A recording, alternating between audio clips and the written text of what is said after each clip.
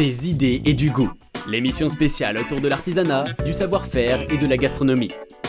Jérémy Sigro.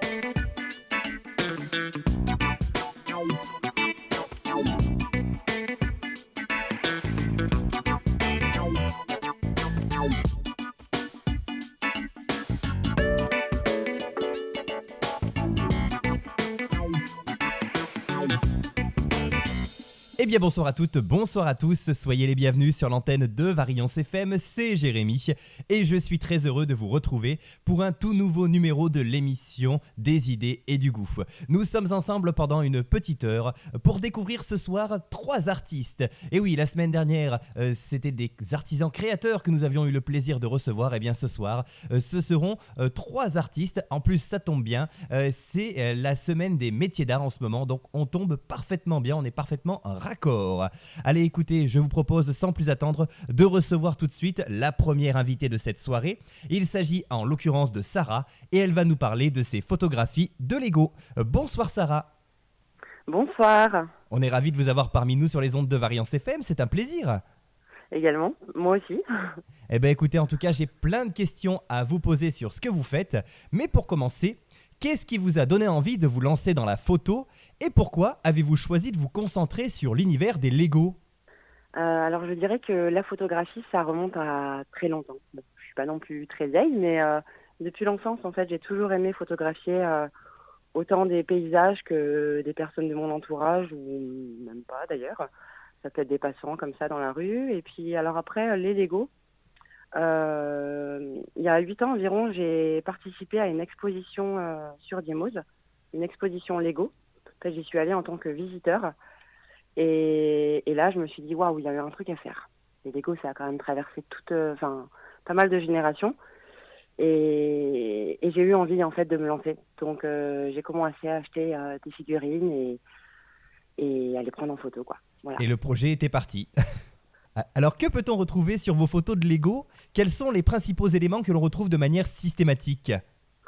Alors, je dirais que ma marque de fabrique, c'est de faire vivre les Lego à travers notre quotidien. Mais aussi, à l'inverse, j'utilise aussi beaucoup les objets du quotidien pour les faire vivre. D'accord. En fait, c'est vraiment... tout est parti de là, en fait. D'accord. Ma toute première photo, j'avais utilisé une balance. Donc, ça remonte maintenant. J'avais utilisé un pèse-personne.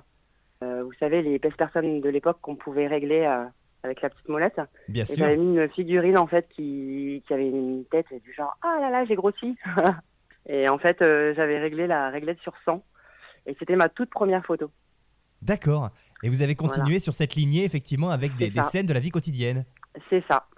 Au départ, je travaillais avec un appareil, on va dire basique. J'avais mon téléphone, donc je représentais des petites scènes un peu simplettes, réunion de famille, réunion d'amis, barbecue, camping, tout ça. Puis après, les idées ont fusionné et c'est parti, quoi. D'accord. Et alors, quels sont les éléments sur lesquels il faut être vigilant pour pouvoir réaliser une belle photo de Lego ? J'imagine que plusieurs éléments doivent s'imbriquer, c'est le cas de le dire, pour que ça marche.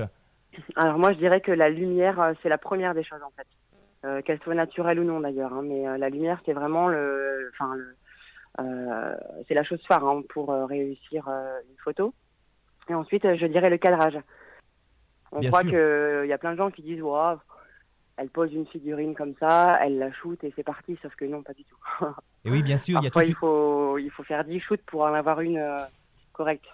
Bien sûr, il y a toute une question de distance, en fait, à respecter. C'est ça, exactement. C'est ça. D'accord. Alors, dans le monde des Lego, il existe beaucoup d'univers et de personnages. Quels sont ceux que vous utilisez pour vos photos ? Alors, j'utilise le plus souvent des figurines classiques, style classique, un peu City, quoi. Mais après, j'utilise aussi du Marvel, du comics, Star Wars, Disney. En fait, ça sera selon l'envie et l'idée du moment. D'accord, donc on retrouve un petit peu tous les Et le personnages thème aussi. possibles. C'est ça, exactement. En fait, c'est pour ça que ça plaît, parce que du coup, ça touche aussi les univers de tout le monde. Je fais aussi du Harry Potter, enfin voilà, je fais un peu pas mal de choses. D'accord. Et alors, comment vous viennent vos idées de mise en scène ? Est-ce que vous vous basez sur quelque chose en particulier ou est-ce que celles-ci sont issues de votre imagination ? Alors, en fait, j'ai des amis qui me disent que je suis un petit nuage, parce que parfois, ça peut arriver qu'on est en réunion, en soirée, et j'ai les yeux en l'air, et en fait, un moment en fait peut me donner des idées. Ça peut être un instant vécu entre amis, en famille. Ma fille aussi, elle me donne, c'est aussi ma grosse source d'inspiration aujourd'hui. Elle a 3 ans. D'accord. Et à l'heure actuelle, on va l'inclure dedans parce que c'est vraiment un travail d'équipe. J'ai mon conjoint qui m'aide beaucoup à canaliser mes idées. En fait, c'est quelqu'un à la base qui est très créatif. Donc moi, je lui balance l'idée et lui, il me propose le projet. Je dirais même qu'il produit la scène. D'accord. Ah oui, donc vous Parce travaillez qu'en fait, vraiment toute la famille ensemble. et ben voilà, c'est ça. D'accord. Exactement. Et alors, quelle est la mise en scène la plus originale que vous ayez pu créer avec vos Lego? Alors, celle qui me vient en tête tout le temps, qui j'avais postée, il me semble, en juillet 2020. C'était l'été 2020. Ma fille avait 1 an, en fait. On était à table, on mangeait des petits pois. Et elle a jeté les petits pois et je me suis dit, wow là là, il y a un truc à faire. Et en fait, j'ai réalisé une photo avec une figurine qui se faisait catapulter par des petits pois. Et cette photo, elle a vraiment plu, visiblement. Enfin, les gens ont adoré, quoi. Donc, je dirais même que je lui dois. Ah oui, c'est une idée plus qu'originale pour le coup. Exactement. Et alors, lorsque vous prenez une photo de Lego, quel est votre objectif? Est-ce qu'il y a un message, une émotion que vous souhaitez faire passer peut-être? Alors moi, le terme partagé, c'est mon quotidien. Je suis quelqu'un qui partage beaucoup. En général, j'ai toujours été comme ça. Parler des émotions, ça me semble un peu difficile, mais je dirais quand même que mon principal objectif, c'est de divertir les gens, en fait. Et du coup, mon objectif, c'est que ça porte une touche d'humour et ça me suffit, en fait. Voilà. D'accord. Avec les objets du quotidien, en fait, le fait d'utiliser les objets du quotidien, je sais que ça apporte une touche d'humour et que ça fait sourire les gens, donc ça me suffit. D'accord. Et alors, si l'on a des idées de mise en scène, est-ce que l'on peut éventuellement vous les transmettre afin que vous réalisiez notre propre projet de photo? Alors avec grand plaisir, j'adore les challenges. Après, je vous dirais que ça sera en fonction de la demande parce que j'ai en effet fait des photos sur mesure. C'est quelque chose que j'ai proposé. En fait, c'est parti d'une amie qui avait une idée en fait de photos pour sa maman. Et j'ai dit allez, je vais tenter. J'ai fait et j'ai réussi. Derrière, elle avait une autre demande. C'était un projet irréalisable parce que parfois, il y a des projets. En fait, quand on a besoin de mettre une figurine, un objet du quotidien, faut vraiment réussir à se mettre à l'échelle. Mais si c'est réalisable, avec grand plaisir, vraiment. Écoutez, chers amis auditeurs, si vous avez des idées, n'hésitez pas à les transmettre à Sarah. Alors du coup, je voulais également vous demander sous quel format on peut éventuellement acheter vos photos. Alors, je propose 3 formats. J'ai du 10, 15, 13, 18, 21, 30. Après, vous retrouvez tout sur mon site internet. Je propose avec ou sans cadre. 3 couleurs de cadre, pour l'encadrement. Donc, j'ai du noir, du couleur bois clair ou du blanc. Voilà, je propose aussi des formats cartes postales. Ça, c'est quelque chose que j'avais testé il y a à peu près 5 ans, qui a plutôt bien marché, que j'ai relancé cette année lors de marchés de Noël, d'expositions Lego. Donc voilà. Puis je fais aussi des bijoux Lego, parce qu'à la base, je fais mes propres bijoux. Et je me suis dit, allez, on se lance, on va essayer. Ah, des bijoux Lego, ah bah ça c'est Ouais, original. ouais. Ouais. Donc voilà. D'accord. Et alors, que pense l'entreprise Lego de vos photographies? Est-ce que pour eux, votre projet ne casse pas des briques, c'est le cas de le dire, ou est-ce qu'ils ont au contraire remarqué votre travail en vous demandant de travailler peut-être avec eux? Alors pour rester quand même un peu évasif, je dirais que The Lego Group s'intéresse de plus en plus au monde de la photographie de jouets. Et je dirais que c'est pour ça qu'aujourd'hui, j'ai régulièrement l'opportunité de travailler avec eux. D'accord. Donc vous avez peut-être des projets futurs avec l'entreprise en elle-même du coup. Peut-être. Ah, on n'en dira pas plus pour le moment, ce sera le suspense, il faudra suivre Sarah dans ses projets. Alors, en plus d'avoir un aspect esthétique très original, vos photos ont aussi un côté utile, puisqu'elles permettent à une association de récolter des fonds. Pouvez-vous nous en parler du coup? Et oui, complètement. J'ai eu envie en fait de participer en fait à l'amélioration du quotidien de ces enfants qui sont atteints de cancer et de leucémie au CHU d'Estaing. Donc Acte Auvergne, c'est une association auvergnate qui du coup participe à l'amélioration en faisant venir des clowns, des cuisiniers, des réflexologues. Ils essaient aussi d'organiser des sorties à l'extérieur. Et cette association en fait fonctionne grâce aux partenaires dont je fais partie. Donc à mon échelle, j'ai eu envie de participer à tout ça.